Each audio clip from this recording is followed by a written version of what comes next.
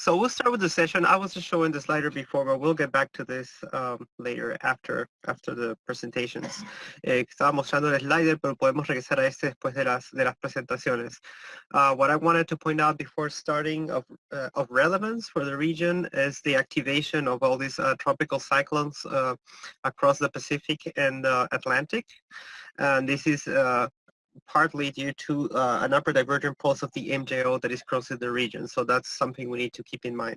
No, entonces, antes de comenzar, quería mostrarles en el slider los diferentes ciclones tropicales y perturbaciones que tenemos en el Pacífico y en el Atlántico. Y esto es en parte respuesta al pasaje de un pulso divergente de altura de la oscilación de Madden-Julian, que es relevante para el pronóstico. Okay, so hello everyone and welcome to the September session of the monthly regional focus. Bienvenidos a todos a la sesión de septiembre del enfoque regional.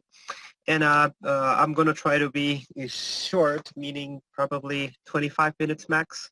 Voy a tratar de ser corto, idealmente máximo 25 minutos. And these are the highlights of the current conditions I wanted to point out.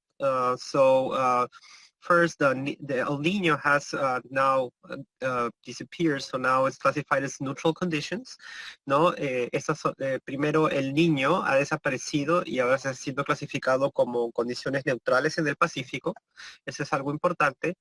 And the second important thing is we have these upper divergent MJO poles crossing the Americas. Lo segundo importante es que tenemos este pulso de divergencia de altura de la Madden-Julian que está cruzando las Américas.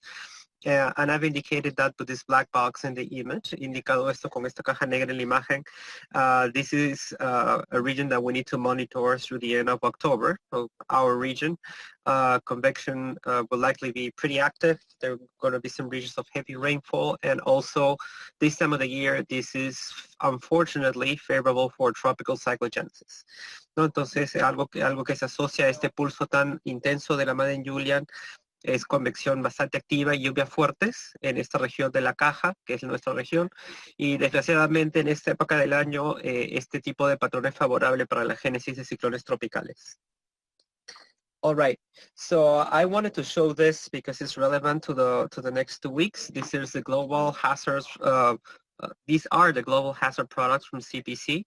Quería mostrar esto porque es bastante relevante para las siguientes 2 semanas. Y estos son los mapas o productos de riesgos globales de CPC. And the two main colors are the red and the green that are shown in this graphic. Red is for tropical cyclone formation and green is for above average rainfall. Y los dos colores que resaltan en este gráfico son el rojo y el verde. El rojo es para formación de ciclones tropicales, regiones favorables para la formación, y el verde son regiones favorables para lluvias intensas. On the left you have a week 1 and on the right you have week 2. So you can see all this region where the intertropical convergence zone in the Pacific and in the Caribbean, in the Atlantic are regions of interest, ¿no? Podemos ver que estas regiones donde está la ITCZ en el Pacífico y en el Atlántico son regiones de interés. And I made 2 additions of other phenomena that might be of interest to monitor, especially for week 1. First, we have fires. You can see this area in black in Bolivia, Paraguay, northern Argentina, parts of Brazil are close to the peak of fire season, and it's been pretty active this year. Otra región que quería resaltar, pero este he sido yo, es esta región de Bolivia, norte Paraguay, norte Argentina y partes de Brasil, que está en el pico de la temporada de incendios, pero este año ha estado bastante activa. And then we also have been having several isolated severe convection with hail events in southeastern South America, and for week 1 the area of interest is southern Brazil, from Paraná, Santa Catarina, into eastern Paraguay and parts of southern Sao Paulo as well. No, y otra región que también quería mostrar de interés especialmente para la primera semana es esta zona del sureste de Sudamérica. Hemos tenido algunos eventos de granizo y durante esta primera semana esperamos algunos eventos aislados de tiempo severo y granizo para esta región del sur de Brasil. All right. Let me go to the next. Okay, so now let's speak about the ENSO. I wanted to start with the ENSO. So now ENSO neutral conditions are present. Quería comenzar ahora con el ENSO, el estado del niño, y tenemos condiciones neutrales en el Pacífico. Then the statement of CPC says that both SSTs and convection are consistent with ENSO neutral conditions. Y el statement o el texto de CPC dice que tanto las temperaturas de mar como la convección y los vientos están generalmente consistentes con condiciones el niño. Neutrales. Okay. If we look at the Hofmuller showing the heat content from October last year until now, so this is a year, we can see that initially there were several oceanic Kelvin waves propagating from the equatorial Pacific towards the South American coast, but these have been fading since March this year. We have a couple of Kelvin, downwelling Kelvin waves, but they are becoming less and less defined and they're weaker. So there's nothing significant propagating across the ocean at the moment. Si vemos el gráfico de la izquierda, este es el Hofmuller que muestra el calor en la parte alta del océano y cubre un año entero, y podemos ver en estas zonas rojas, amarillo con rojo, son ondas Kelvin oceánicas subsidentes o de calentamiento que se propagan desde el Pacífico ecuatorial central oeste hacia la costa de Sudamérica, y podemos ver cómo desde marzo ya no tenemos tantas ondas propagándose y cada vez son más débiles y las señales se vuelven menos definidas. Así que en estos momentos no tenemos nada significativo propagándose. And then on the right, quickly you can see the temperature analysis with depth at the equator, and oh, animation stop. Let me go again. And as you can see, there's no significant propagation at the moment. The only thing that we can see is that the negative temperature anomalies are expanding. That's all. Y si vemos la imagen de la derecha, tenemos la sección de temperaturas del mar cerca al Ecuador, y podemos ver que no hay una propagación definida en la imagen. Lo que tenemos más bien es una expansión de las anomalías frías.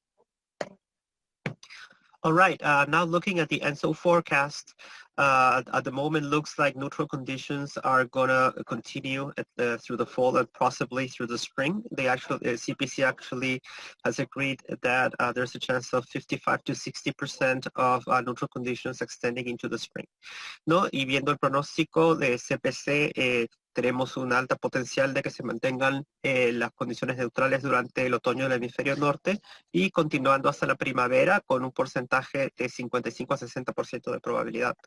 And this reflects what you can see in the models. If you see the statistical models on the left, you can see that the gray is the dominant feature, which is neutral conditions, and this is a dominant way over both El Niño and La Niña chances. Si vemos a la izquierda los modelos probabilísticos, vemos que lo dominante son las condiciones neutrales, que son las grises, sobre las condiciones niña y niño, que son las rojas y las azules. Bueno, azules y rojas, ¿no? Y en la derecha, and to the right, we can see the plume of model predictions for IRI and CPC, and you can see that there is pretty good agreement on keeping the conditions very close to neutral. The plumes are slightly above above 0 degrees in terms of anomaly, but they're very close to it, ¿no? En general hay bastante acuerdo en mantener condiciones neutrales durante los siguientes meses, incluso hasta la primavera del año que viene. Los valores están ligeramente por encima de 0, pero no muy lejos de 0. Okay, now let's move quickly, try to talk about the weekly SST anomalies. And you can see in the left, this is the graphic for the surface anomalies. And then on the right, you can see the 300-meter anomalies. Ahora vamos a ver las anomalías de temperatura de mar. Y en la izquierda tenemos el gráfico de las anomalías de la superficie del 8 al 14 de septiembre. Y en la derecha tenemos anomalía de los 300 metros superficiales. So what you can see, what jumps to the eye, in the Pacific, you can see that the El Niño signal is gone. Now, actually, you have cool anomalies along the cold tongue in the equator. and then a large region of cool anomalies off the coast of west coast of South America. Lo que salta a la vista primero en la parte del ENSO, vemos cómo ha desaparecido el calentamiento ecuatorial. Tenemos más bien anomalías frías a lo largo de casi todo el Ecuador y en la costa oeste de Sudamérica. This also shows on the 300-meter anomalies, which suggests that this is a deep cool area. Eso también se ve en el mapa de 300 metros, lo que sugiere que es un área fría profunda. Then something else that jumps to the eye is the northern hemisphere. You can see this large warming in the North Pacific off the coast of Alaska, Canada, and the northern US. Podemos ver este calentamiento en el Pacífico Norte, fuera de las costas de Alaska, Canadá y el norte de Estados Unidos. This is not very deep. You can see in the 300-meter, it doesn't show up very clearly, but it's been very persistent, and that tends to have an effect on the weather in the US. So that's something to monitor as well. ¿No? A pesar de que no parece ser muy profundo, este calentamiento ha sido bastante persistente y esto tiene impactos en el clima de Estados Unidos, así que es algo que hay que tener en mente. And then finally, something that is of interest is first is warming off the coast of southern Mexico, which looks like it's deep enough. And then the warming across the Gulf of Mexico and the eastern coast of the U.S. So this area is an area that has deep warm anomalies, and that's usually an area where you need to be cautious when you are working with tropical cyclones, ¿no? Esta es una región en la que uno tiene que ser cauteloso, ¿no? Esa zona del sur de México, Golfo y la costa este de Estados Unidos, porque tiene anomalías de temperatura de mar positivas profundas, y es una región en la cual en esta época del año tiende a haber ciclones tropicales, ¿no? Así que es una región en la que tenemos que prestar atención. Okay, so let's keep going. Now we're going to talk about the tropospheric equatorial waves, which are very relevant for the forecast cycle.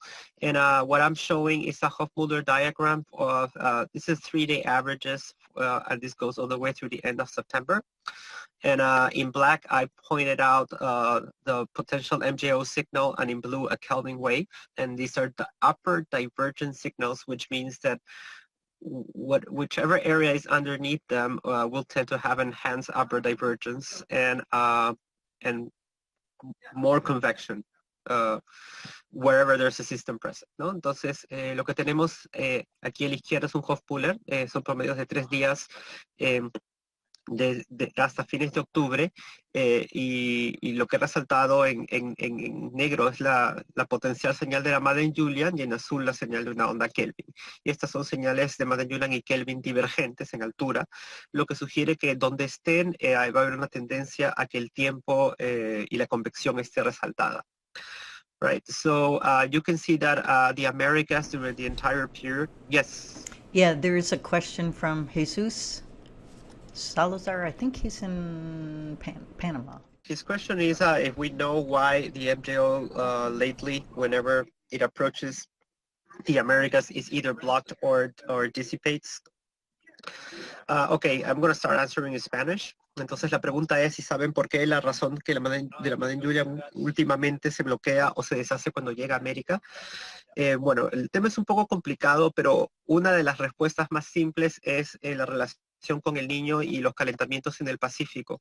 Cuando tenemos un niño, generalmente se establece un ramal subsidente de la circulación de Walker en la región del Caribe y Centroamérica.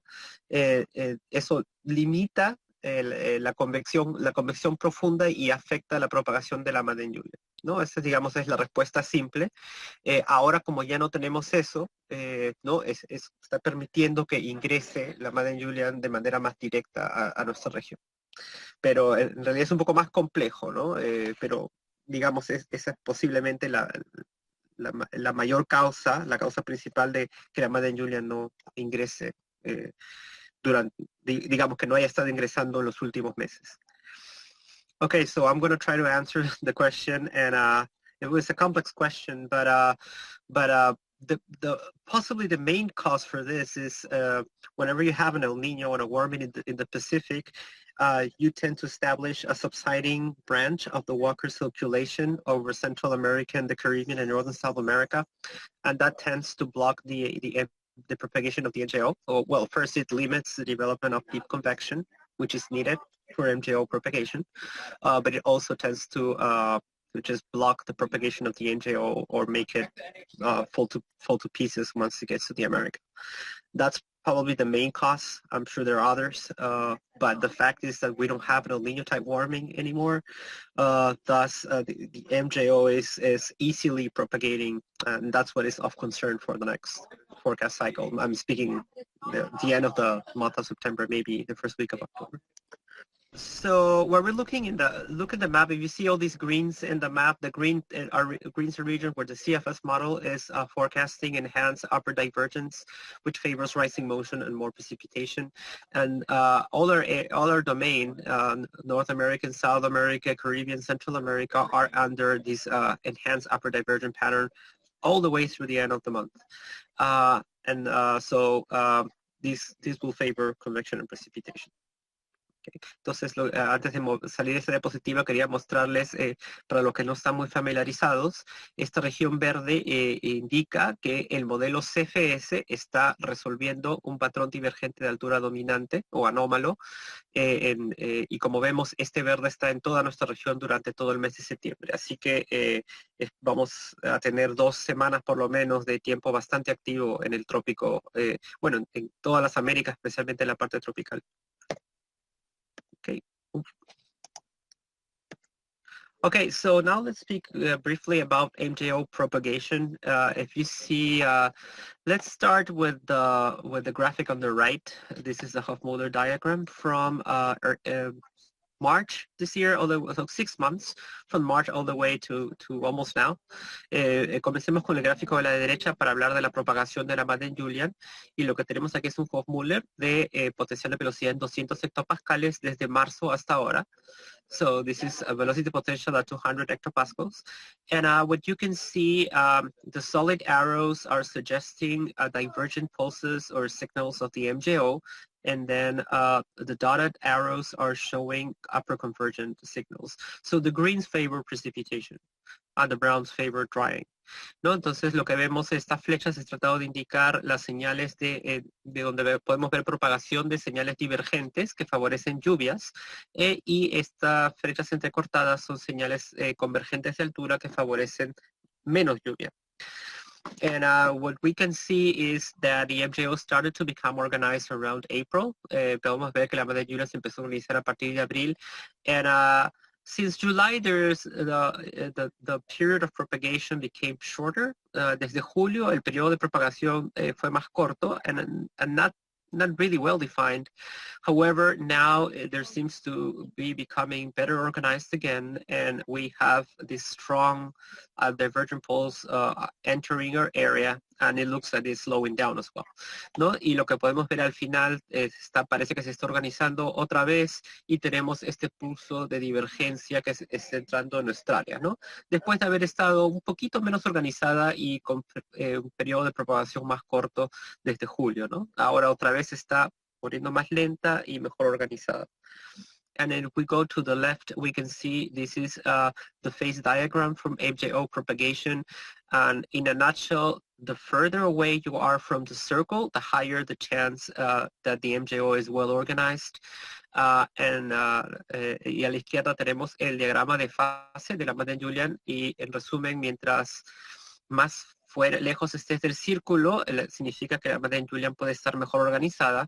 And also the number or region of the world where the divergent pulse is matters. So whenever these divergent pulses in region 8 and 1, that means we're going to get a lot of rain in the Americas because we have the upper divergent signal over us, ¿no? Otra cosa que importa es en qué cuadrante nos encontramos, y cuando estamos en el 8 y el 1, significa que la señal divergente está sobre nosotros. Yes.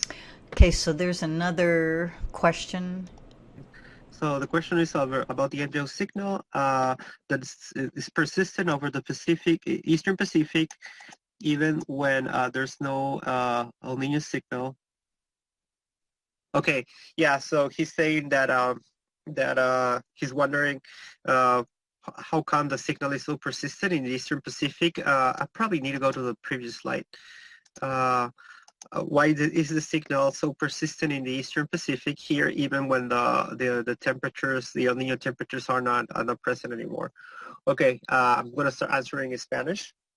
Sí, creo que entendí bien tu pregunta, Jonathan, es por qué la señal es tan persistente en el Pacífico Oriental si bien ya no se tienen temperaturas cálidas del Niño, ¿no? Y bueno, mi análisis, lo que yo infiero según lo que sé es que primero dos cosas, ¿no? La madre lluvia no solamente responde a las anomalías de temperatura de mar, a pesar de que hay cierta relación, sino también a la convección que se esté formando, ¿no? Entonces, por alguna razón... Another comment, he refers to the 26th and the 28th. 26, oh, okay, yeah, this last, yeah, okay, perfect, more specific. Okay, sí, sí, yo creo que lo que te iba a decir es lo mismo, ¿no? No solamente la madre lluvia responde a las temperaturas de mar, sino responde a otros factores, ¿no? Es posible que pueda haber un sistema de altura que viene del norte que esté favoreciendo el tiempo en esa zona, eso es una.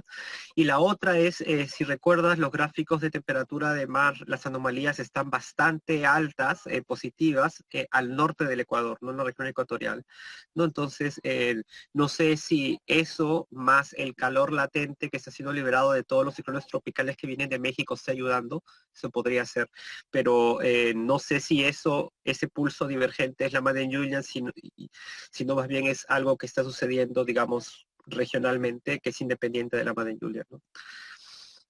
Okay, let's see if I can translate that to English.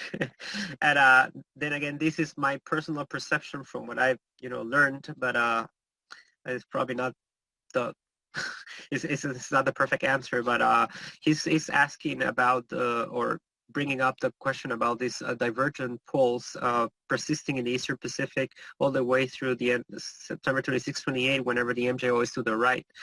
And I wanted to say that well, on one hand, the MJO doesn't only respond to positive existing anomalies. We know that the East Pac is cool now, at least in the equator. So that's one thing, and this might be responding to some other kind of feature. Could be some feature that is in the northern hemisphere, in the northern Pacific. Could also be to all the latent heat that is being released from all the tropical cyclones coming off southern Mexico. Could be many things. But also we need to keep in mind that the northern Pacific is really warm, even though the tropical part, the equator part is cooled down. The northern Pacific is way above average. So that could also be holding this signal in this region. Yes. Yes, and I would just add to that if it were real simple, we'd have all the answers. And the fact that we have different indices and a lot of interaction of different seasonal as well as latitudinal variations makes it more complicated. So I agree with you in saying things are complicated. Yes. Yeah. Entonces Bernie quería añadir que sí, las cosas, está de acuerdo con que la respuesta es muy complicada y por lo mismo tenemos justamente muchos índices y diferentes maneras de medir interacciones entre sistemas, ¿no? Porque es mucho más complejo que simplemente el pulso de la madre Julian. Okay, so well, let's jump to I'm gonna just wrap up after this with the MJO. I just wanted to show that the three different models agree with an upper divergent phase over us through the beginning of October. That's all. And let's move quickly to wrap up. Let's talk about the rainfall anomalies for the last week. Para terminar, vamos a hablar de las anomalías de precipitación de la última semana. What you can see is the Pacific ITCC has been very active, and this has been impacting Costa Rica and Panama. This region having above average rainfall. Una de las cosas que salta a la vista es la ITCC del Pacífico bastante activa, y eso está ayudando con resaltando las lluvias en Panamá y Costa Rica. Then you can also see all these positive anomalies just east of the Bahamas, and these happened last week while current Hurricane Humberto was trying to develop. Otras regiones, estas son de las Bahamas, que tenemos anomalías positivas en un área grande, y esto se desarrolló, se formó cuando se estaba desarrollando el huracán Humberto, ¿no? Durante la semana pasada. Localized positive anomalies in northern Hispaniola, and then also in parts of Guatemala and El Salvador. But other than that, there are no more significant positive anomalies, ¿no? Y algunas anomalías positivas de precipitación en el norte de Hispaniola y también en Guatemala y El Salvador, pero más localizadas. All right. And that's the outlook for the next week. First on the left, I wanted to show the 850 winds. This is just a GFS model, but it gives a general idea of what we might expect. And something that jumps into to my attention are all the westerlies across just west of Mexico and also in the southern Caribbean. And this is consistent with, we had a Kelvin wave. Partly we have the MJO, which favors westerlies, but we also have a atmospheric Kelvin wave that is leaving the region, so that is consistent with that, right? So these westerly wind anomalies should enhance precipitation wherever they encounter land. So I'm going to speak about it in a second after I translate.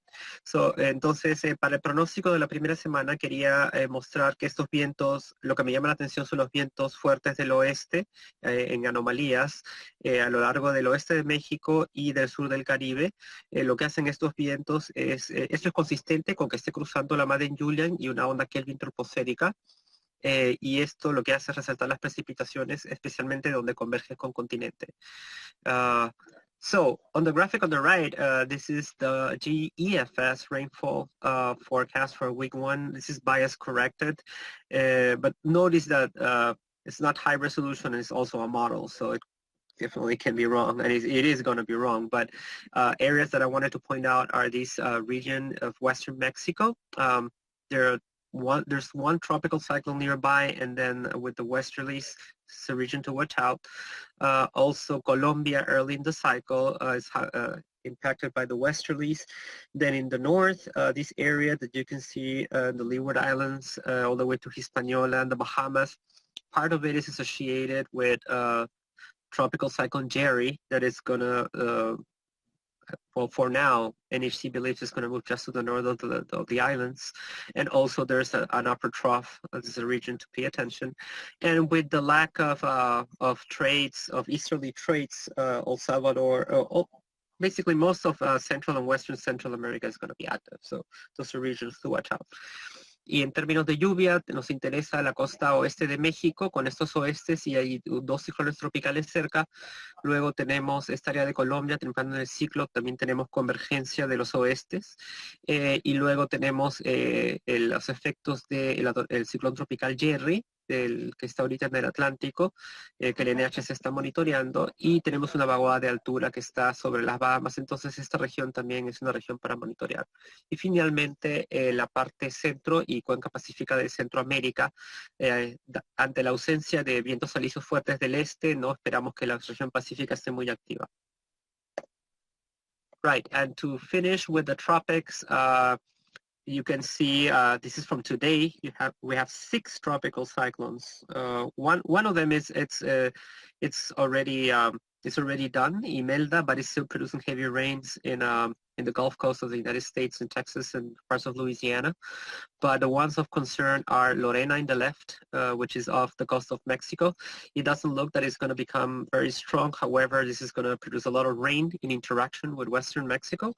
And then we have Jerry, that's of concern for the Leeward Islands in the Caribbean. So far, the NHC has the track to the north of them, but it's a little bit close for comfort, so it's something we need to watch out. ¿No? Los dos de interés son Lorena en el Pacífico, de los 6 ciclones tropicales que tenemos. Imelda está ya muriendo, pero aún va a posible lluvias en Texas y Luisiana. Pero los dos que nos interesan son Lorena, que está cerca de la costa del oeste de México, y a pesar de que no se pronostica que se intensifique mucho, va a producir mucha lluvia. Y Jerry, que es de interés para las islas del norte del Caribe.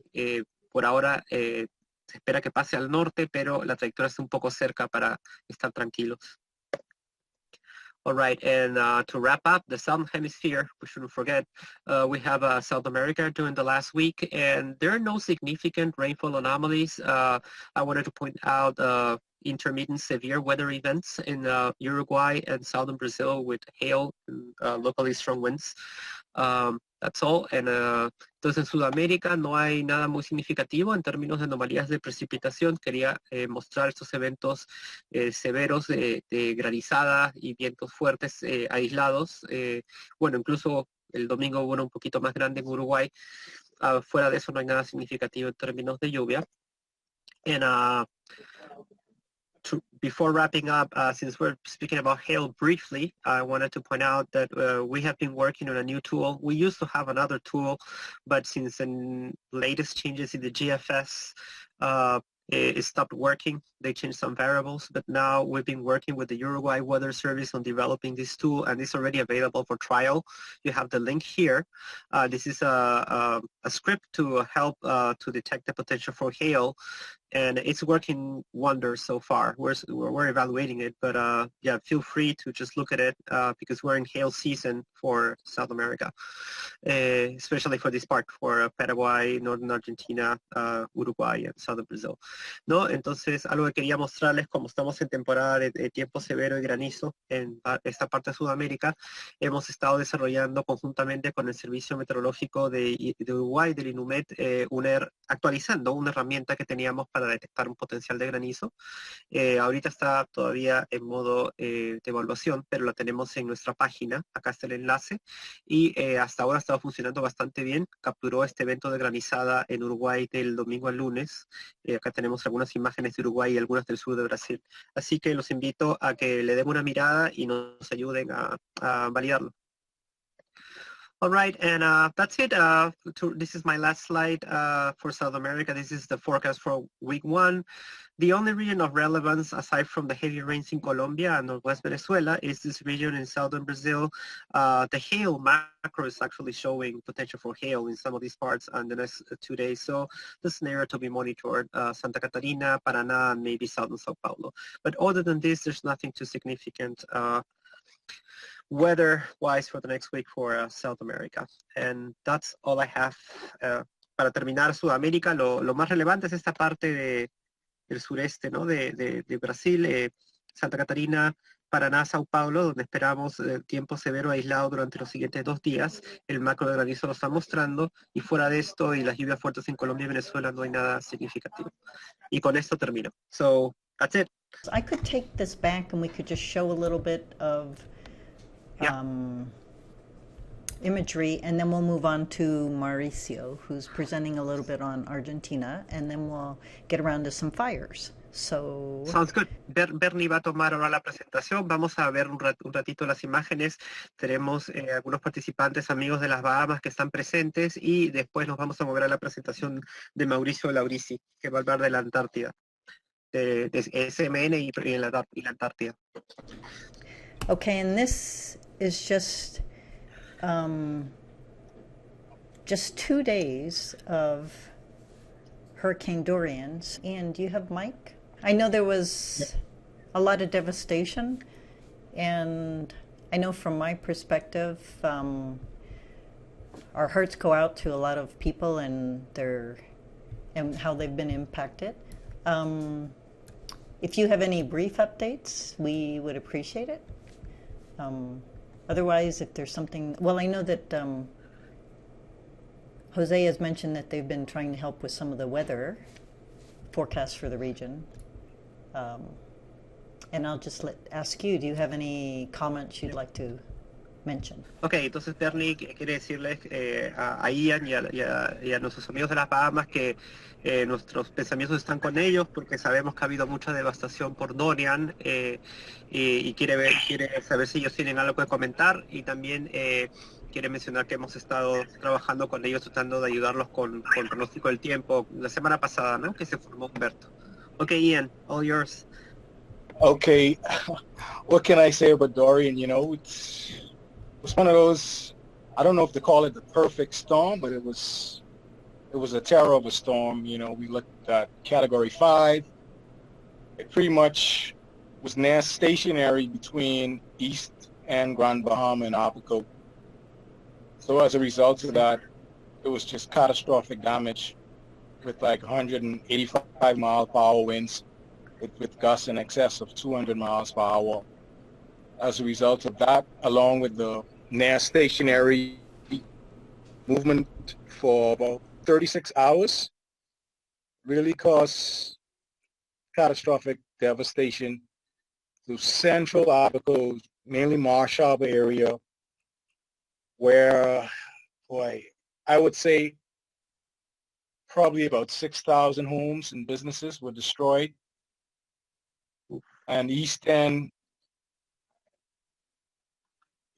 Grand Bahama, it devastated a lot as well, but I don't really know in terms of homes or businesses numbers, but I can say that the storm surge really in the Grand Bahama area, that's the island to the left, was like 18 to 23 feet. So it came to some buildings up to 3 stories.